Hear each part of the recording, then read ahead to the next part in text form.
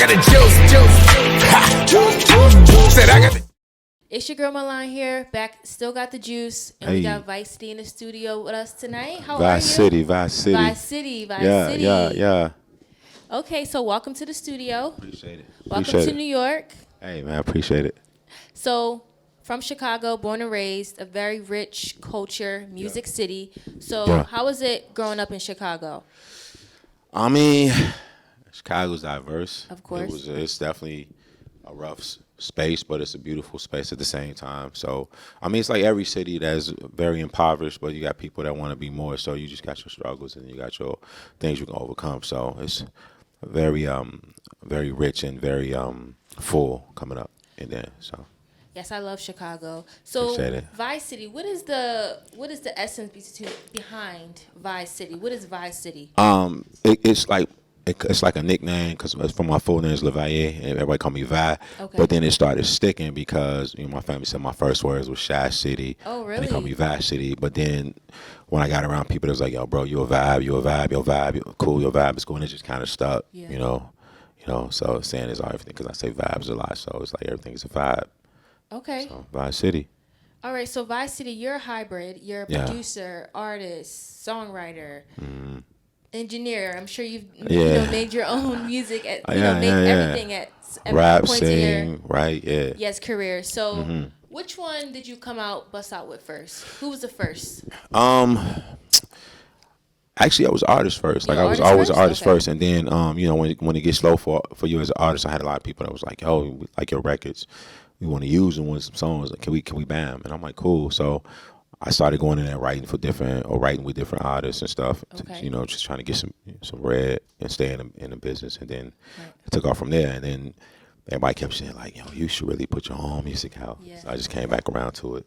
All right. Yeah. So would you mind maybe mentioning some artists you've written for? Could you reveal some? Yeah, I've written everything from doing stuff with Mikey Rocks, from Nelly. Oh, Nelly. Okay, Mikey Rocks. Yeah, okay. from Cool Cat to Nelly.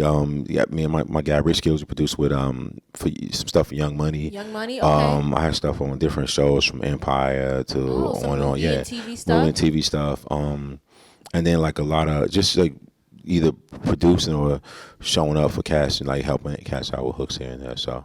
Oh wow! Yeah. So you have a very diverse resume, which is amazing. I like music. I think music is music. It's a vibration. I don't think genre should exist. I think it should be if you feeling it and you make it, you create. Because if you speak in different languages, you still speaking. You feel me? Yeah. So and music transcends everything globally. Yeah. Oh yeah. It's the universal language. It comes from the ancient Latin word muse, which means inspire.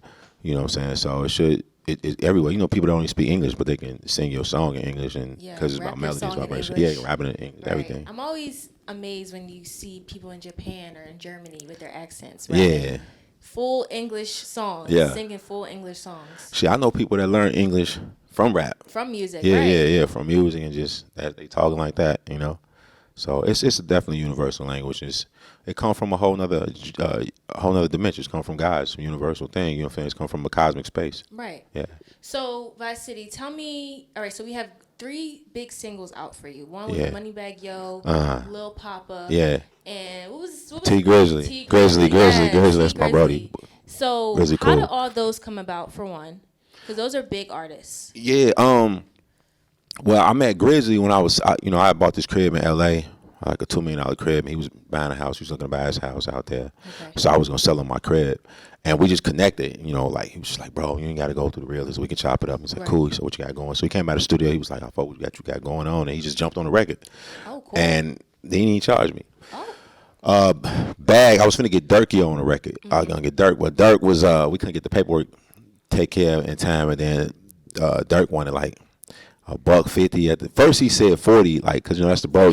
40 at first because that was before the Drake record dropped. Okay. And then like a couple of my guys. Discount? Well, we all from the land. My guys, everybody was cool. And then when that record dropped, I hit him like, yo, let's do it now. He was like, oh, he wanted 150 now. So 150. Yeah, so listen, 150,000. If he you probably want way more than that now. Dirk verse, at the minimum, maybe. No, now he probably get like a ticket or better. But at that time, wow.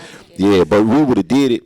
But I was ready to get my project out, and the paperwork was taking too long. And then he was like, his lawyer was like, man, Andy wants you to pay for his wardrobe. And I'm like, I'm not finna give you $150,000 and pay for your wardrobe. But I would have did it if we could, but we couldn't get the paperwork done. That's and Bag was like, yo, Bag said I do it for $1.15. Okay. And he sent his verse back before he even got any money. What? I sent him shit. He sent it back Okay. in 24 hours. He hadn't even got paid yet. He was like, boom. So I was like, I'd run with it. So would you recommend Moneybagg Yo as an artist to collaborate with?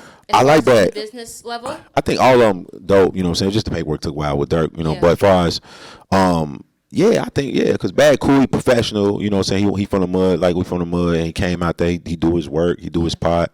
And he, you know, so he wanted his money all cash. I was like, cool, let's go. So we counted it out right there. It was cool. Okay. Yeah. And Lil Papa just, he was just cool, you know, dope little homie. He dropped on the joint. His people was cool. So yeah, I think doing business wise, Bag is great to do business with him. Gotti and them, they was real cool to do business with. Okay. You know, we all had they knew my guys, I knew a couple of their guys, and it just made sense. Right. Yeah. So tell me a little secret when it comes to being on the songwriter side. Yeah. So obviously, you know, that's where the money is. That's Yeah. where the bag is. So if you had to choose like today, tomorrow to stop being an artist and just strictly get the money from the songwriting on the back end, producing with your publishing with Sony, what would you choose? Well, we're Universal, but Universal. yeah, no worries. Yeah. You know what? It's kind of hard to separate them because every songwriter is an artist in some form or creative in some form, and every artist. I ain't gonna say every artist can write songs, but every songwriter is an artist in some form. So it would be hard to choose. I think I wouldn't be able to choose because they kind of go hand in hand for me. Right. You know, the persona that I am, I just got, like, if I'm writing a record for you, I have to vibe with you, get to know you, chop it up with you a bit, and then I have to assume a piece of the persona that you want to portray, and then I have to create from an artistic perspective. So it'd be a little hard. Okay. But, shit, I choose to run some DSPs. How about that? The streaming service. That's where the bag at if we going for the money. But for the freedom I stay, it'd be hard to choose. Okay. Yeah. And one last thing. So Heartbreaks in Hotels, that's our new body of work that you have. No, see, Hotels and Heartbreaks came out about a year and some change ago. Okay. And it's dope. Like, my biggest heartbreak happened in a hotel. I was rocking around with a couple chicks and trying to figure it out. And then I guess chick that I was in, like, really digging, I told the chick, I was like, listen, if me and my ex get back together, I'm not going to meet you for dinner. And I didn't meet her for dinner. I was honest with her. She was pissed, and she sent out, I should have been more honest with her. So I learned, you know, don't ever lie to females about nothing. I ain't going to do that. If it's 100, keep it 100. If you really who you say you is, you ain't got to lie about nothing. So I learned the valuable lesson from that, and it grew me up. But, so I brought the record about that. So she just kind of, like, shot my shorty, like, screenshots of text messages. And that's what you got. It was what I got. You know, I should have been 100, but that was one of my kind of like I think it's one of my favorite projects. I wish I had known certain things that I know now, because that to me was a Grammy winning, or at least a Grammy nominated project. But that's why this new one that's coming, Paris Nights, LA Mornings. I think that's gonna be. That sounds dope. It's gonna be special. Wow, it's special. Yeah. Okay, so in the spirit of Valentine's Day, before I let you go, please tell me, in no pun intended, Heartbreaks and Hotels, what is the craziest thing you've done in a hotel? Or craziest hotel experience? Because, you know, we go to a hotel, you're going to use that hotel. You rent a hotel for the night, we're going to use everything in that hotel. We're going to work that hotel room, okay? Yeah. What's the craziest thing you've done in a hotel room? Or experience, I should say. Don't be shy. Nah, you know what? It's I don't really do too much. I think what's the wildest thing I ever did in a hotel room for me was probably like, you know, slam like 3 chicks at one time. Yeah, you know, it was a good night. Okay. It's a real good night, and it was. Where do you find the energy? I mean, I'm very, very, very in shape. I'm very energetic. I do, you know, I vibe out. Okay. I'm on my type of time. You feel me? So it was just. You know, it was a beautiful thing. It was wild. It was connected. Okay. It's very, very beautiful night. So that was probably the wild shit I did in a hotel. But oh wow, I recommend it. I recommend it. I recommend it highly. Okay. Highly recommend it. All right. So before I let you go, please tell us why you still got the juice. Yeah. Okay. Yeah.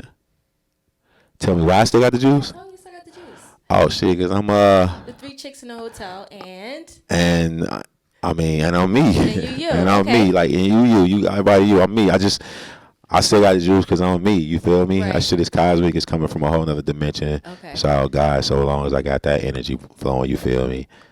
You can't stop it. Mm-hmm. You know, I know it's wild to mention that after the hotel thing, but it was a divine moment. Yes, it was. You feel me? Okay, and also too, let everybody know where we can find you at, all your social media and your websites you have. Let everyone know where we can find you at. You know, you check me out at I am Vice City, IAMVICITY, and that's everything. You feel me? Okay, so Vice City, thank you for coming through tonight. Appreciate y'all for having me. And that is a wrap. It is.